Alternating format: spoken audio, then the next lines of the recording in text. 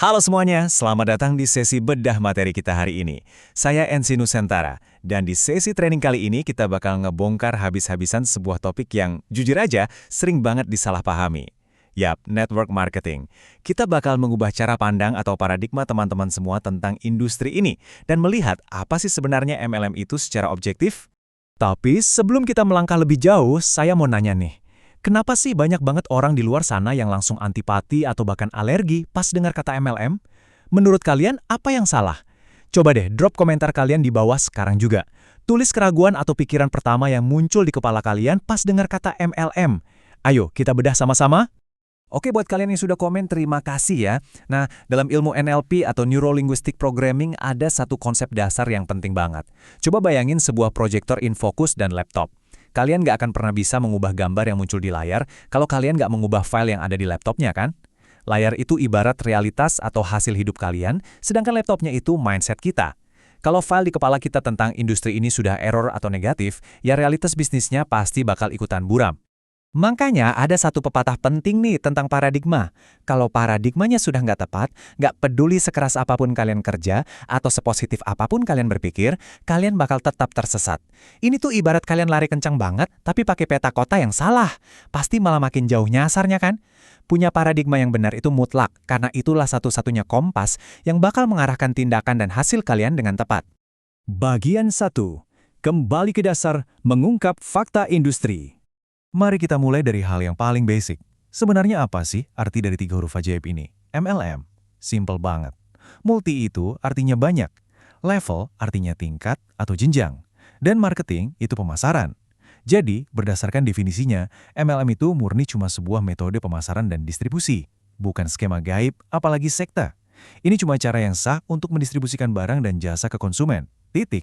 Nah, setelah tahu definisi aslinya, saya mau ajak kalian berinteraksi lagi. Ketik di kolom komentar apa sih mitos atau gosip paling konyol yang pernah kalian dengar tentang network marketing. Ada yang bilang ini bisnis penipuan, cuci otak, atau harus rekrut paksa tetangga? Tulis di bawah ya, karena sebentar lagi kita bakal hancurkan mitos-mitos itu pakai fakta. Bagian 2. Katanya versus fakta. Menghancurkan mitos. Mitos yang pertama. Katanya MLM itu cuma kerjaan sales door to door, keliling panas-panasan bawa tas nawarin barang. Padahal faktanya nih, kalian itu lagi membangun sebuah organisasi bisnis raksasa. Tujuan utamanya itu menciptakan kekuatan jaringan atau network power. Jadi posisinya kalian itu bukan sekedar salesman keliling, tapi seorang arsitek yang lagi membangun aset manusia. Lanjut ke mitos kedua. Katanya produk MLM itu produk yang nggak laku di pasar, makanya dijual pakai sistem jaringan. Waduh, ini salah besar. Faktanya, bisnis network marketing yang benar justru butuh produk yang super premium. Kenapa? Karena bisnis ini jalan murni dari rekomendasi mulut ke mulut. Kalau produknya jelek dan nggak ngasih hasil nyata, bisnisnya nggak bakal jalan. Makanya produk MLM pasti didukung oleh ribuan testimoni asli.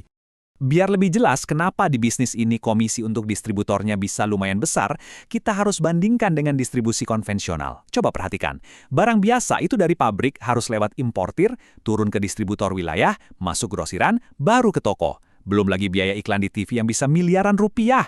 Ujung-ujungnya konsumen yang bayar kan? Nah, di network marketing, jalur panjang ini dipotong habis. Biaya iklan dan distribusi yang masif itu dialihkan jadi komisi buat kalian, para pemasar langsung. Brilian kan?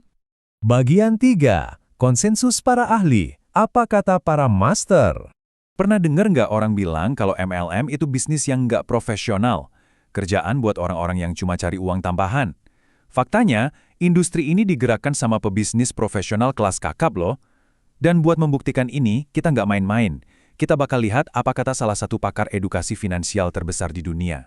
Tokoh tersebut adalah Robert T. Kiyosaki, penulis buku legendaris Rich Dad Poor Dad. Beliau secara khusus membahas industri ini dalam bukunya yang berjudul The Business School. Bayangkan, seorang pakar independen sekelas Kiyosaki mendedikasikan satu buku utuh buat mengangkat dan memvalidasi kredibilitas industri pemasaran jaringan. Di bukunya, Kiyosaki bilang gini, dan tolong dengarkan baik-baik. Orang-orang yang saya temui adalah orang-orang yang paling cerdas, baik hati, beretika, bermoral, dan profesional yang pernah saya jumpai dalam seluruh perjalanan bisnis saya.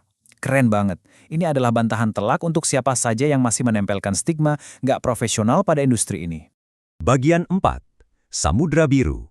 Potensi pasar yang tak terbatas. Sekarang kita masuk ke data. 270 juta jiwa lebih. Itu adalah populasi penduduk Indonesia pada tahun 2020. Dan angkanya terus bertambah. Ini adalah representasi visual dari market kita, lautan manusia yang sangat masif. Lalu, coba bandingkan dengan angka ini, 20.000. Ini adalah estimasi pertumbuhan jumlah distributor baru per bulannya. Cuma 20.000 orang loh dibandingkan dengan ratusan juta penduduk tadi. Fakta ini secara otomatis membantah mitos yang bilang pasarnya sudah jenuh. Kelihatan jelas kan, pertumbuhan distributor itu berada sangat jauh di bawah pertumbuhan penduduk. Jadi, ilusi market yang sudah penuh atau tersaturasi itu cuma mitos. Samudra biru ini secara statistik masih terbuka sangat-sangat lebar buat kita semua. Dan ini membawa kita ke pertanyaan penutup di sesi training kita hari ini. Kita sudah melihat data, perbandingan statistik, dan opini langsung dari ahlinya yang meruntuhkan stigma lama tentang industri pemasaran jaringan. Pertanyaannya sekarang, setelah melihat fakta dan potensi yang sedemikian masif ini, apakah kalian mau tetap jadi penonton atau mulai mengambil peluang emas ini? Tulis keputusan dan pendapat jujur kalian di kolom komentar sekarang juga. Sampai jumpa di sesi bedah materi selanjutnya.